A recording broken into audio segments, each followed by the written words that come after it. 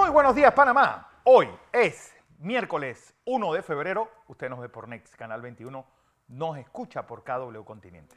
Un día en el que empezamos, bueno, con lo que pasó ayer en esa reunión del PRD. Se baja a 114 las posiciones reservadas para alianzas. ¿Cuál es la interpretación de alianzas? Un día también en el que pues, se dio un intento de robo en Metromol. Uno de los asaltantes fue ultimado y hay 2 detenidos. Un día en el que el mundo pues, le dice adiós a un gigante, literalmente. El 747 de la Boeing no será fabricado más. Ayer se terminó de ensamblar pues, el último de estos aviones. El último de los mohicanos. Un día también en el que, bueno, hablando ayer, se dieron varias entregas de informes financieros de las grandes empresas de Wall Street. Uno, pues McDonald's con una caída importante de sus ingresos debido a la situación en Rusia. Mejora la situación para la General Motors, aunque Tesla sigue siendo la compañía que a pesar de tener mejores ventas presenta los mejores beneficios. Hoy es 1 de febrero, bueno, pueden ver ya todo listo en Bugaba para la Feria de la Candelaria. Les recuerdo las decenas del 1, del 4, del 9 y del 6. Un día en el que Estados Unidos dice tener detenido a 4 de los que cometieron el magnicidio de Haití. Don José. Buenos días, Fernando. Buenos días. Buenos días a toda nuestra audiencia que nos sigue en KW Continente Radio y en Canal 21 Next TV. Hoy arranca el segundo mes del año 2023. 23, porque se echen para atrás, Fernando, vamos para adelante. Sí, para adelante. Acuérdense que la vida es el futuro. El mundo es lineal. El que piensa por el retrovisor está muerto. Ya se estrelló. Ya está muerto. Ya terminó contra una pared. Bien, quiero en primer lugar, Fernando, usted vio que ya tenemos reina de carnaval en Panamá. Este mes de febrero es un mes importante. En todo sentido, es el mes del amor, el mes de las carnavales, el mes más corto. Tómalo como usted quiera y mírelo positivamente. Pero nosotros escogimos una muchacha de 21 años. Chorrerana. Tremenda muchacha. Sí, Anubis Osorio, la conozco y sé que es una muchacha. Anubis Osorio. Saludo a la soberana panameña. Hermosa muchacha. Muy hermosísima. Se acompaña de 2 también hermosas princesas, una de apellido Fábrega y la otra es María Cires. Tenemos reinas en todos lados ya. Sí, ya. Todo. Y con esto completamos a lo que viene. El carnaval, el día de 14 de febrero, del amor, de la amistad. Y seguimos por aquí. La ventaja que tenemos ahora es que tenemos una positividad de 3,5%, 3,7%. Por ahí tengo la cifra. Está por ahí. Está por debajo de 5, lo importante. Los Estados Unidos, en materia de epidemia, anunciará hoy o en las próximas horas o días el fin de la pandemia como tal.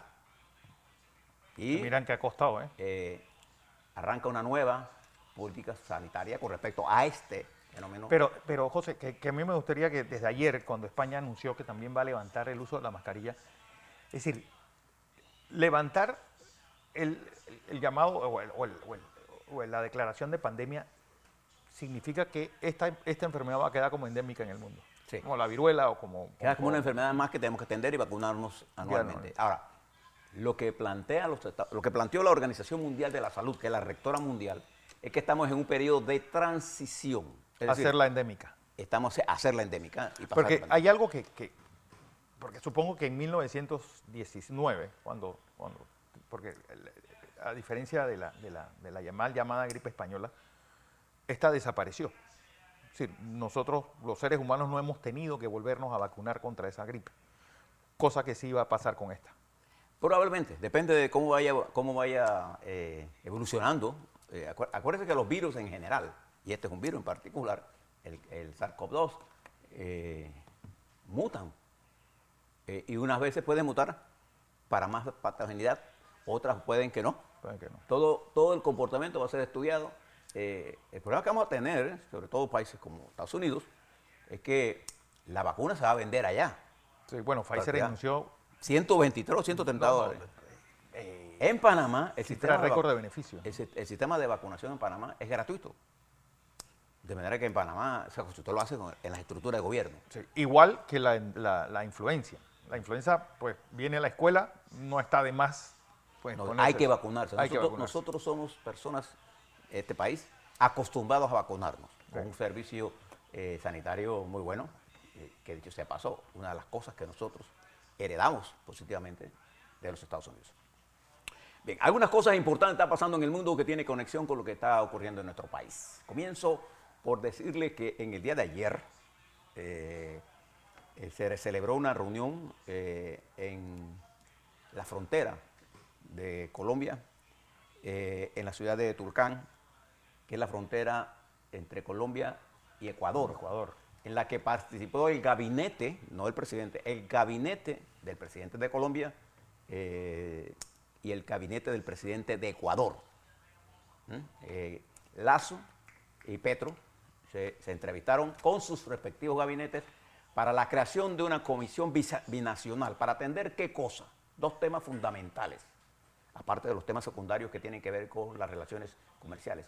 Uno, atender la situación del medio ambiente y la destrucción de la selva. Y dos, ver el problema del narcotráfico y el crimen organizado, que ha planteado serios problemas a Ecuador, y tanto el presidente Lazo como el presidente Petro entran en esta discusión que ha generado, recuerde que la producción de cocaína y de otros en Colombia se ha más que duplicado. Esto Sí. ha hecho de Ecuador un baluarte territorial del crimen organizado de Colombia, los paramilitares, el crimen organizado, lo que usted se imagina, que han tomado departamentos, que ha tomado la violencia que hay en Ecuador dentro de las cárceles, en Guayaquil, y también Colombia, tiene que ver mucho con todo esto. Esto es lo que está pasando con los carteles de Colombia que se han super desarrollado, se han vuelto empresas. Esa reunión importante, tanto para Lazo como para Petro, pero para la región, porque tenemos que tener coordinación en lo que estamos haciendo en la lucha contra el narcotráfico. Y por eso yo le decía a ustedes, Colombia sí es importante para Ecuador, es súper importante que Colombia está... para la República de Panamá. Es decir, lo que pasó en Colombia, que después pasó en México, ahora está pasando en Ecuador. Es decir, el poder que están tomando los carteles de droga, que ahora son productores. No olvidemos que ya no solamente son pues cosechadores de la hoja de coca, ahora son productores de cocaína.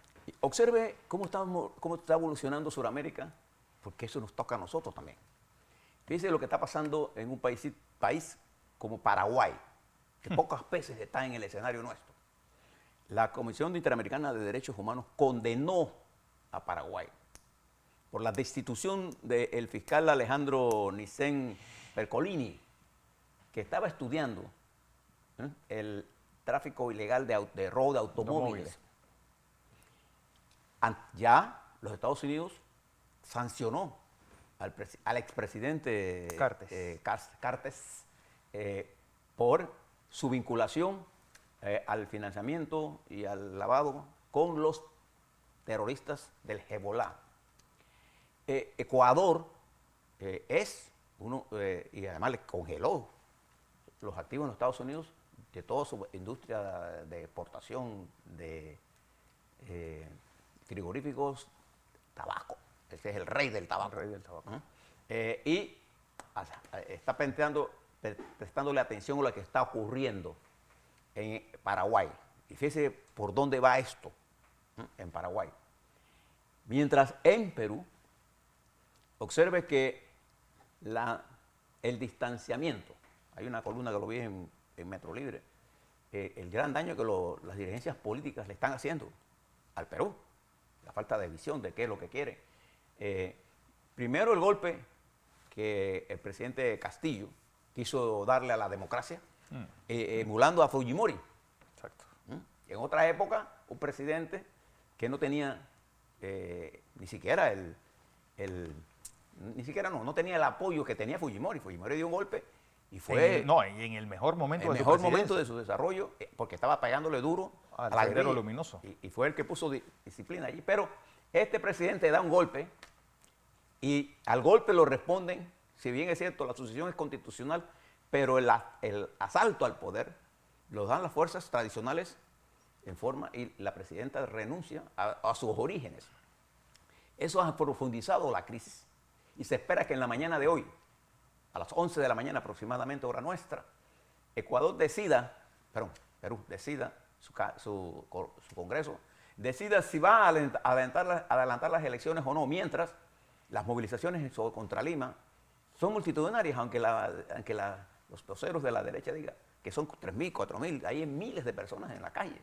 Sí. Y corre el riesgo Perú de una ruptura, no ya institucional, sino la nación como tal se rompa. Esto está ocurriendo. Por eso la importancia de esta reunión. Pero también, usted recuerda aquella reunión, Fernando, de la CELAC, que se dio en Argentina, y que Brasil y Argentina anunciaron los estudios para hacer una moneda única. ¿Se acuerda de eso? Bien. Paul Krugman, premio Nobel de Economía, el año 2008, por ahí, si no mal recuerdo, estableció que quienes plantearon eso son unos perfectos, dice Paul Krugman, ignorantes de cómo se define la economía monetaria mundial, internacional. Porque hay varias premisas para hacer esto. Primero, para que ocurra esto entre los países, tiene que haber una condición, dos condiciones básicas. La primera es que en materia comercial, los dos países, en este caso Argentina y Brasil, deben depender en forma muy alta en su comercio de ambas naciones. Tiene que haber una correspondencia de importancia estratégica mayoritaria de los bienes que se comercializan. Le doy los números. Brasil exporta a Argentina el 4,2% de todas sus exportaciones. Y Argentina exporta a Brasil 15%. Ninguna es mayoritaria. Pero Argentina es un país y tiene que haber similitud en el desarrollo económico. Argentina, que es la segunda condición, es una gran exportadora ¿de qué? De agricultura, bienes agrícolas. Y Brasil, de petróleo y de bienes manufacturados. Entonces no hay correspondencia. Y como no son complementarias. No, en lo absoluto. Entonces, una moneda única no tendría ningún sentido, señala Krugman, y yo coincido con él, porque no se cumplen los requisitos para tenerla. Usted recuerda que China y Rusia, la Federación Rusa, establecieron pagos en las monedas respectivas de ellos, pero no se le ocurrió establecer una moneda única. ¿Por qué? Porque China Popular, su correspondencia con exportaciones no es hacia Rusia. Además que lo más importante cuando yo que vi el proceso de creación del euro, desde que se empezó a llamar AS, es que estos instrumentos de cohesión, pues primero que nada lo que no puedes hacer es que Brasil exporte o importe, la inflación argentina en una moneda única. Sí. Que Brasil entre los dos países no exporten el déficit público que tienen uno, la crisis de deuda que tiene el otro. Es decir, es algo que a la larga, si tú no pones en papel pues bien tus cuentas públicas, lo que vas a provocar es un desastre todavía mayor del que tratas de solucionar. Y mi punto es, yo comparto la necesidad de la integración de la región latinoamericana, del continente. Yo la comparto, Estados Unidos y Canadá, porque son grandes mercados. Yo la comparto. Además, nosotros como experiencia nuestra, nosotros usamos la moneda del dólar. Sí, pero es que por ejemplo, utilizar el dólar como moneda, pues prácticamente es la moneda única del continente latinoamericano. Es decir, es la única moneda con que tú puedes pasear por todo el continente y te la van a aceptar y va a ser en cada país casi de uso corriente. Lo que yo llamo la atención es que en esta reunión de la CELAC en Argentina se tocaron temas como este, por ejemplo, carentes de una sustentación. Bueno. Y entonces se lanza monedas como si eso fuera relajo y hay mucha gente ingenua de sectores porque consideran que eso es el nivel de independencia. No, este es un mundo interdependiente, que le guste a usted, no. Y las cosas tienen que tener una sustentación real para ocurrir. Le señalo esto porque en la CELAC el comunicado termina con 100 puntos. Y ya cuando usted ve esa cantidad de puntos, quiere decir que ya, no había acuerdo. No había acuerdo de nada. Pero también hay otro tema que tiene que ver nuestra región. En el índice de corrupción, Venezuela ocupa el primer primer nivel de América Latina y el cuarto del mundo, el país más corrupto del mundo, en el cuarto lugar, Venezuela. Y el primero de la región. Sigue Haití y Nicaragua. Observe, ¿eh? Nosotros, en Panamá, tenemos 23 de 100, 32, perdón, de 100 puntos. Estamos con una menos F. Eso no es ni F. Sí, ahí la pusiste F. el nombre en el examen. Lo que significa que en materia de corrupción, observe que hay una correlación entre el totalitarismo. ¿Por qué? Porque en los sistemas democráticos hay más apertura a la información, más acceso a la información. No el que deseáramos, porque el que deseamos es el acceso a la información que tenga niveles de certeza, ¿no? No niveles de utilización política. Exacto. Para fines de quien lo esté lanzando. Entonces, esta lucha que afecta a Venezuela, incluso usted lo ha comparado, de que, bueno, que Venezuela es el único país que está creciendo en América Latina. ¿Eso es cierto? No. Lo que pasa es que el nivel de decaída de Venezuela fue tan grande que Venezuela se está medio que recuperando en la élite. Y cualquier cosa es importante para ellos. Gracias a la dolarización de su economía. Sí, pero que además a usted en Venezuela le pagan en bolívares y compran dólares. Usted, si fuera venezolano, está muerto. Sí. ¿Ve lo que le quiero plantear? Entonces, todas estas cosas están ocurriendo en el momento en que el euro, en el análisis último que se ha hecho, la zona del euro, es una zona que va a crecer a 3,2% en el 23, salvo España, que tiene problemas, e Inglaterra, con graves problemas. Ayer, por ejemplo, en Francia, las manifestaciones multitudinarias, más de 1,6 millones de personas, cerca de 2 millones, depende de quién te consulte, se movilizaron ayer en París y en todo Francia en contra de la reforma a las pensiones que propone el presidente Macron, quien dijo que independientemente de las presiones, o va por ley o va por un decreto, amparándose en un decreto constitucional, pero de que tiene que mejorar el sistema de pensiones en términos de darle liquidez y permanencia en el tiempo, lo va a hacer. Entonces ahí hay una confrontación, mega confrontación en lo que está ocurriendo. Mientras en México, y mire para que veas cómo está el mundo, el llamado Plan B del presidente López Obrador para transformar el instituto, el Instituto Electoral, el Tribunal Electoral, en una cosa que él maneje, que va a ir a votación, porque no pudo pasar la reforma constitucional, no tuvo los votos. Ahora intenta por una ley transformar al Tribunal Electoral y ya están denunciando que con esos cambios no habrá elecciones. Observe la jugada de lo que está pasando en México. Mire lo que está pasando en estos dos países, mire la situación de Venezuela y mire entonces, y la inestabilidad en Perú, mire entonces el escenario mundial. En el escenario mundial, Fernando, estamos en una guerra. Sí, prácticamente. Y recuerde que la guerra es el arte de la mentira, del engaño. Y en eso va la política también. Entonces, lo están tratando de engañar a todos. ¿Qué tenemos que hacer? Leer con cuidado, estudiar con cuidado. Y no estar sujeto a que la información que le llegue a usted sea un sujeto de desinformación para controlar su pensamiento. ¿Y qué se requiere entonces? Cierto nivel crítico. Fíjense, ni siquiera le hablo de un estudio exhaustivo, no, cierto nivel crítico. Porque se están disparando por todos lados. Y de todos lados.